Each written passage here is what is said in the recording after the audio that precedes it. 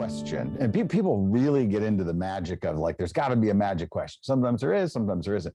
That you like to ask to see if someone is ready, right? Are they ready to make the cut to be a first-time manager? So maybe they've been in this individual contributor role. You're trying to see if they're ready to step up. What is the question or a series of questions that you like to work with, Randall, in a situation like that? Gosh, that's a great question. I like that question a lot because I don't think there's one question, but there's a lot of them. Because if I'm going to move them into be first-time leader managers, there's a couple things I want to ask. Number one, I want to ask, what do they look for in a leader? Like, what are the things that they need from a leader? What's great leadership to them? What are the things that motivate them in their leader? What upsets them in leadership or manager about? Because if they can't articulate that for me, more importantly, I'm going to learn a lot about how they see leadership by understanding what they need and what they want from the leaders that they have to depend on above them.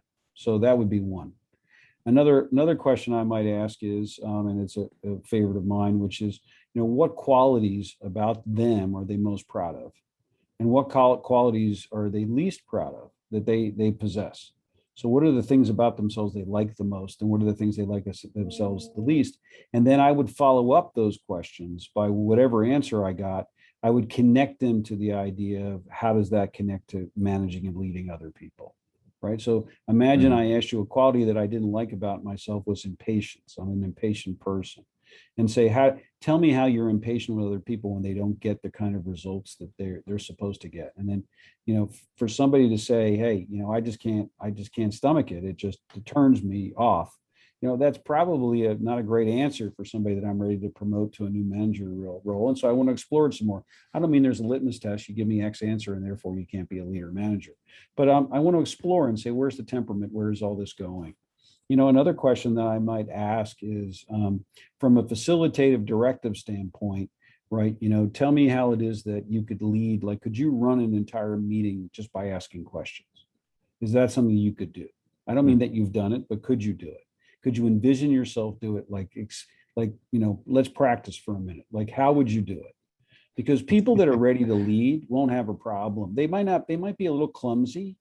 They might not be as spot on as we'd like to think of, but they'll be able to conceive of how to run a meeting by just asking questions. People that are highly directive and that don't understand leadership in any capacity, it will befuddle them that could even ever be possible.